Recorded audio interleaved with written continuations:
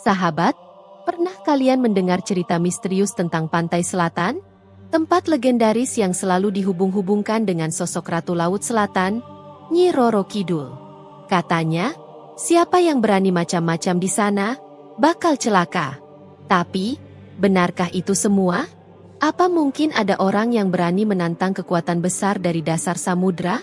Dan kenapa kisah ini wajib banget kamu dengar?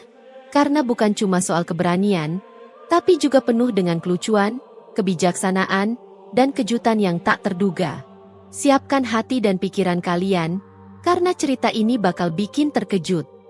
Di sebuah desa kecil di Jawa Timur, hiduplah seorang lelaki sederhana bernama Wali Paidi.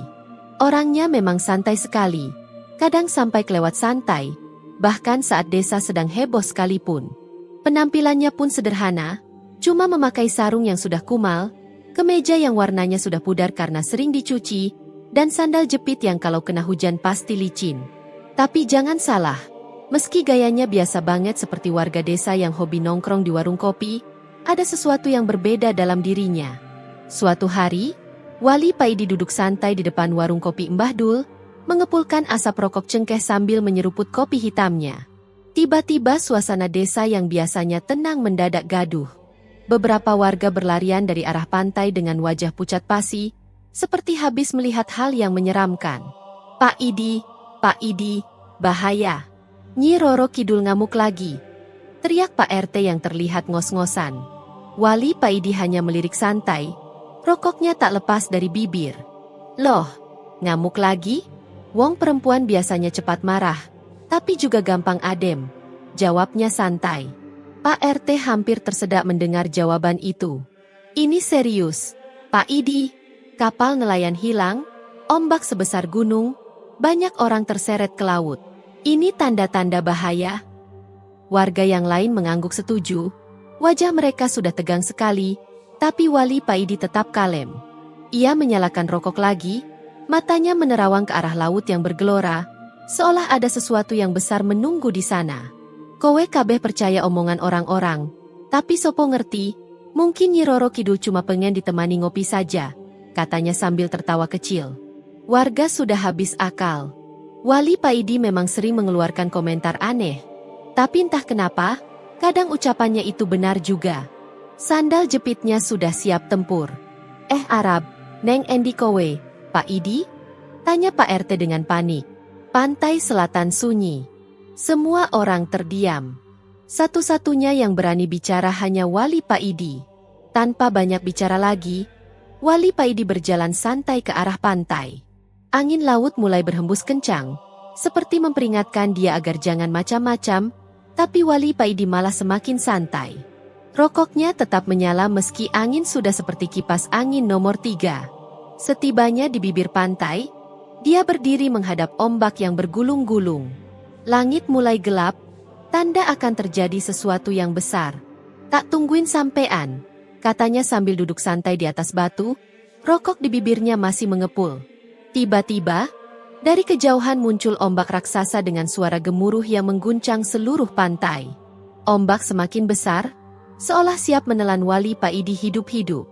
Namun, Wali Paidi tetap tenang dan nyeletuk, "Iki ombak opo ember bocor sih, kok suaranya rame tok?" Lalu ombak besar itu menggulung Wali Paidi dan membawanya masuk ke laut yang gelap gulita. Semua warga yang melihat dari jauh menjerit histeris, "Pak Idi hilang! Pak Idi hilang!" Saat tubuhnya tergulung ombak, dunia terasa gelap, udara tergantikan oleh air asin yang dingin, dan segala sesuatu seakan berputar. Tapi bukannya panik, Wali Paidi malah mengomel dalam hati. Pelan-pelan ia membuka mata. Yang terlihat bukan pasir pantai atau batu karang, melainkan cahaya kehijauan aneh yang memancar dari dasar laut. Aneh sekali, dia merasa bisa bernapas. Laha, piye iki?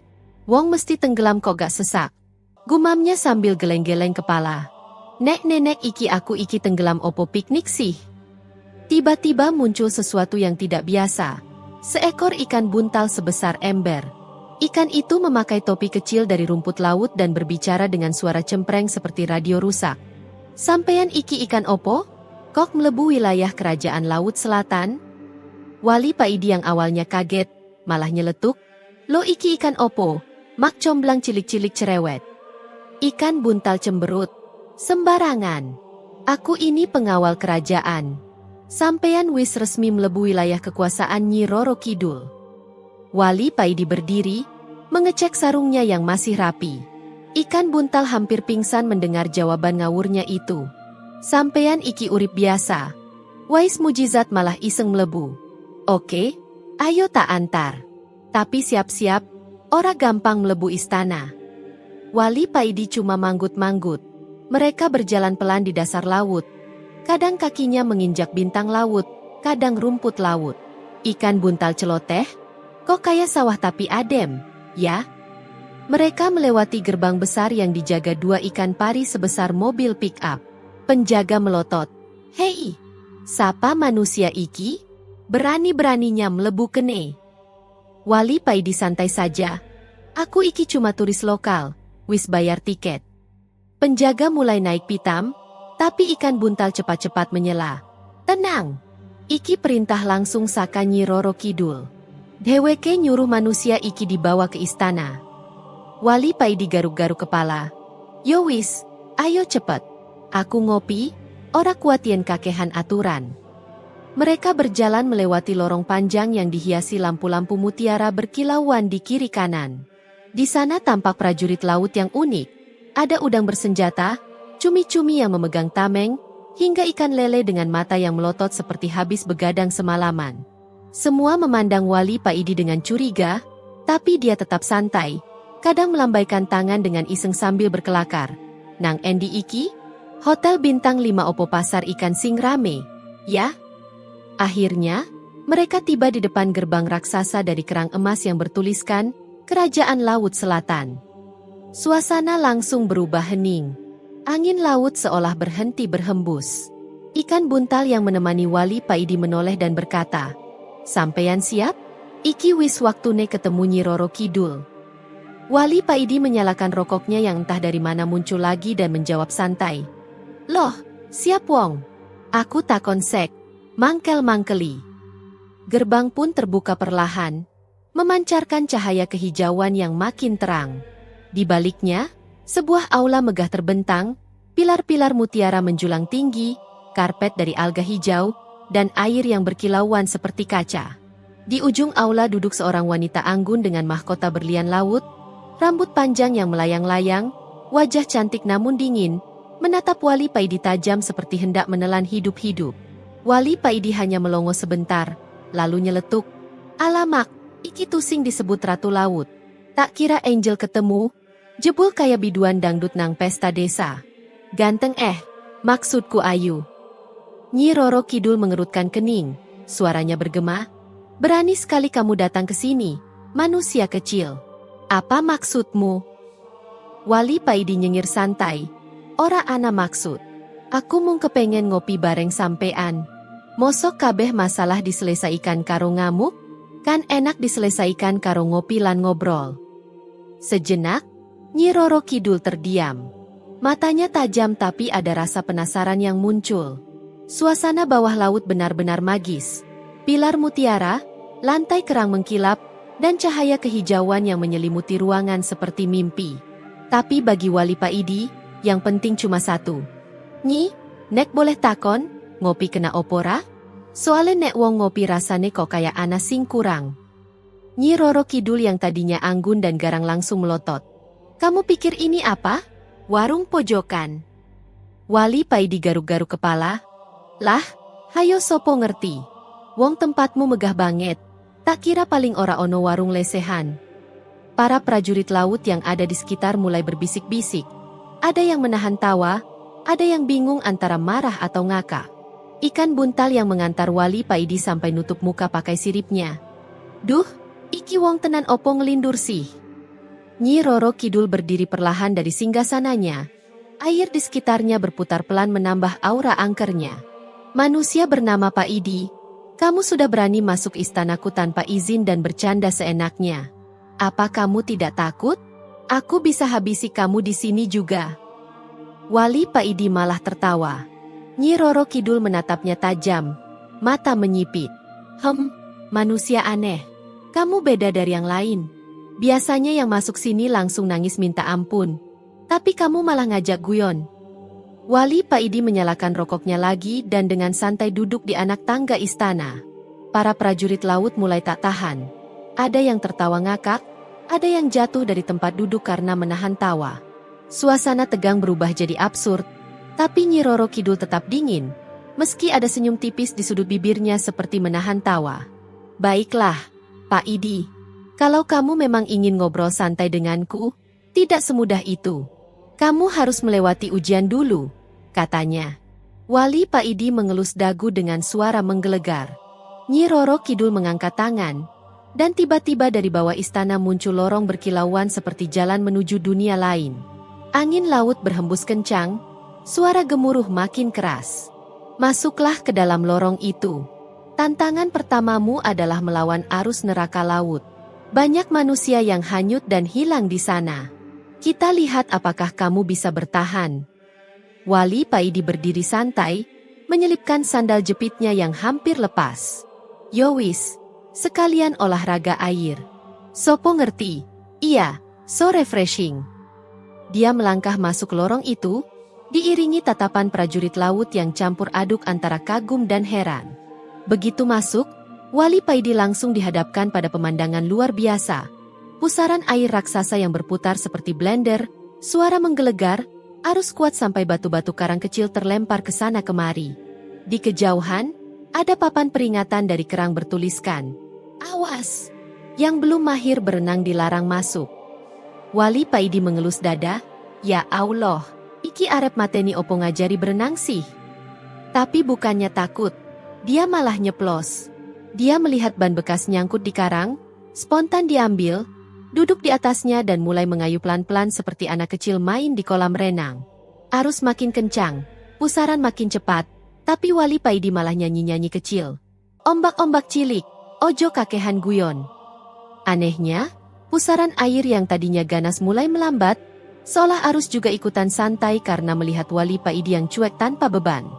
Dari kejauhan, para prajurit laut dan Nyi Roro Kidul memperhatikan dengan mata melotot, hampir tidak percaya. Begitulah Wali Paidi melaju santai melewati arus neraka laut tanpa cedera sedikit pun, malah santai ngefloat di atas ban bekas. Yowis, rampung iki. Tantangan selanjutnya opo, Nyi? Teriaknya sambil melambai. Wajah Nyi Roro Kidul mulai berubah. Ada rasa penasaran yang makin besar setelah melihat Wali Paidi melewati ujian maut dengan cara yang tak lazim. Wali Paidi berdiri santai di hadapannya, sementara para prajurit laut berdesakan, penasaran bagaimana manusia bisa selamat hanya dengan ban bekas dan nyanyi receh. Nyi Roro Kidul menatap Wali Paidi dengan tajam, tapi kali ini ada heran yang sulit disembunyikan. Kamu memang beda, Pak Kidi. Tapi jangan bangga dulu. Ujian berikutnya lebih berat. Wali Paidi nyengir. Lo Nyi nek bisa lebih ringan malah enak. Aku kiwis umur, gak kuat nek terlalu ekstrim. Nyi Roro Kidul mengangkat tangannya, dan tiba-tiba lantai istana bergetar hebat. Dari dasar laut muncul sebuah gua besar dengan gerbang tertutup batu karang raksasa. Di atas gerbang itu terpampang tulisan emas, "Gua Rahasia Naga Laut." Di dalam gua itu, katanya, terdapat seekor naga laut yang sudah tertidur selama ratusan tahun. Nyi Roro Kidul berkata, "Kamu harus masuk dan mengambil mustika laut yang terletak di bawah leher naga itu. Tapi ingat, kalau naganya bangun, kamu langsung jadi camilan sore." Wali Paidi garuk-garuk kepala. Wah, kok berasa kayak main film laga ya? Tapi ya sudah, asal nggak disuruh ikut casting sinetron, aku siap. Ikan buntal yang setia mengantar dari tadi hanya bisa menggeleng-geleng kepala. Pak Idi, kalau kamu selamat dari sini, aku pensiun saja. Tanpa ragu, Wali Paidi melangkah masuk ke dalam gua. Udara di dalam terasa dingin dan lembab. Gelap gulita kecuali sedikit cahaya kehijauan yang memancar dari batu karang di dinding. Langkahnya pelan-pelan, sandal jepitnya nyipak-nyipak terkena air laut yang merembes di lantai. Ngeneki naik kancana nelayan, mesti sudah balik arah. Tapi aku tetap nekat masuk. Jangan sampai ketemu hal-hal aneh, gumamnya. Setelah beberapa menit berjalan, ia tiba di sebuah ruang besar di tengah gua. Di sana terbaring seekor naga laut raksasa. Tubuhnya melingkar penuh sisik berkilauan, matanya tertutup rapat, dan nafasnya berat sampai membuat air di sekitarnya bergetar pelan. Di bawah leher naga itu tampak sebuah batu mustika yang memancarkan cahaya terang. Wali Paidi berbisik, "Ya Allah, gede banget ini, kayak ular yang habis makan sapi." Dengan hati-hati, ia mulai mendekat, melepaskan sandal jepit agar tidak bersuara. Setiap langkah dihitung, hingga ia sampai di dekat mustika. Ia mulai berpikir, ambil langsung takut kaget. "Yowis, aku lus dulu saja." Dengan pelan, ia mengelus leher naga itu, berkata, "Sabar ya, aku cuma numpang ambil barang sebentar." Tapi namanya juga naga, walau tidur, tiba-tiba badannya bergerak sedikit. Wali Paidi langsung membeku dan berbisik, "Astagfirullah, jangan bangun, aku harus pulang." Saat ia meraih mustika dan memasukkannya ke dalam sarung, sandal jepitnya terjatuh dan berbunyi, plek, di lantai batu. Mata naga itu terbuka. Wali Paidi langsung loncat mundur sambil lari tunggang langgang. Naga itu bangkit dengan geraman keras, mengayunkan ekornya hingga air muncrat kemana-mana. Dengan cepat Wali Paidi berlari, rokok masih nyelip di bibirnya sambil teriak, "Aduh Nyi, ini serius banget, bukan prank ya?" Naga itu mengejar, mulutnya terbuka lebar siap menelan apa saja yang ada di depan. Lorong gua semakin gelap, air semakin deras. Wali Paidi nekat melompat ke mulut gua yang tadi ia masuki. Begitu keluar, batu karang raksasa menutup dengan sendirinya, mengeluarkan suara jeblakan keras yang menandakan gua tertutup rapat. Wali Paidi tergeletak di luar, ngos-ngosan, mustika masih digenggam erat. Ikan buntal datang menghampiri dengan takjub. "Pak Idi, kamu benar-benar dapat mustikanya." Wali Paidi mengangkat mustika tinggi-tinggi sambil tertawa, "Yo dapatlah, wong kalau kenenek nggak dapat malah rugi ongkos." Nyi Roro Kidul muncul kembali dari balik pilar-pilar istana, menatap tajam tapi dengan decak kagum. "Kamu memang luar biasa, Pak Idi. Ujian kedua berhasil kamu lewati. Tapi jangan senang dulu, masih ada ujian terakhir." Wali Paidi berdiri perlahan, menyalakan rokok lagi. "Ujian terakhir? Mana nih? Kalau bisa sih ada fasilitas pijat-pijat gitu. Capek ini loh." Nyi Roro Kidul tersenyum misterius. "Ujian terakhir ini yang paling berat." Wali Paidi masih ngos-ngosan, rambut basah, sarung miring, tapi santai sambil mengelap keringat dengan ujung sarung. Nyi Roro Kidul melangkah mendekat, aura semakin kuat. Para prajurit laut berbaris rapi, suasana jadi serius. "Pak Idi," suara Nyi Roro Kidul dalam dan tegas, "ujian ketiga ini tidak melibatkan kekuatan fisik. Kamu harus mengalahkanku dalam duel lidah." Wali Paidi bengong. "Loh, duel lidah? Maksudmu jangan-jangan duel jilat-jilatannya? Aku sudah sepuh." Para prajurit laut tertawa cekikikan. Bahkan ada yang sampai jatuh dari tempat duduk. Nyi Roro Kidul memejamkan mata sejenak, menarik napas panjang. "Maksudku, kita akan beradu argumen, beradu kata-kata. Aku akan mencoba menjatuhkan mentalmu dengan segala cara. Kalau kamu bisa bertahan dan membuatku terdiam, kamu menang." Wali Paidi nyengir, menyalakan rokok lagi. "Debat tuh biasa saja. Aku sering debat sama istri di rumah. Biasanya nggak ada yang menang. Paling mentok diam-diaman seminggu." Nyi Roro Kidul mengangkat tangan. Tiba-tiba sebuah panggung mutiara muncul di tengah ruangan dengan 2 kursi dan meja kecil lengkap mikrofon dari kerang. "Silakan duduk," kata Nyi Roro Kidul dengan senyum tipis. Wali Paidi naik panggung, duduk santai, sandal jepit diletakkan di samping kursi. "Wis, ayo, Nyi, aku tunggu seranganmu." Para prajurit laut spontan bertepuk tangan. Namun, Nyi Roro Kidul mengerutkan dahi melihat Pak Idi, yang tak lain adalah Wali Paidi, menyerangnya lagi. "Kamu pikir dengan candaan dan gaya hidup santai semua masalah bisa selesai? Dunia ini keras, Pak Idi. Laut ini pun keras. Apa kamu sanggup menghadapi dunia tanpa rasa takut?" tantang Nyi Roro Kidul. Wali Paidi hanya tertawa kecil. "Wong mumet, ya wajar kalau salah arah. Wong gak ya songguyu, tidak terus bercanda." Nyi Roro Kidul mulai terlihat goyah. Matanya melirik kanan-kiri, seperti mencari celah untuk serangan berikutnya. Pak Idi, kamu bilang bijak, tapi kamu cuma nelayan kampung. Apa yang kamu tahu tentang kehidupan yang besar? Ia menantang. Wali Pak Idi duduk tegak. Wajahnya serius kali ini. Kadang justru wong kampung sing ngerti urip tenan. Orang kampung yang benar-benar tahu hidup. Wong cilik ngerti caranya urip susah. Ngerti rasa syukur. Hidup itu gak perlu neko-neko. Aku bisa hidup ratusan tahun di laut, tapi tetap saja mumet. Coba deh turun, main layangan, ngopi di warung kopi. Hilang stresmu. Suasana tiba-tiba hening. Para prajurit laut melongo. Nyi Roro Kidul terdiam lama, seolah sedang merenung.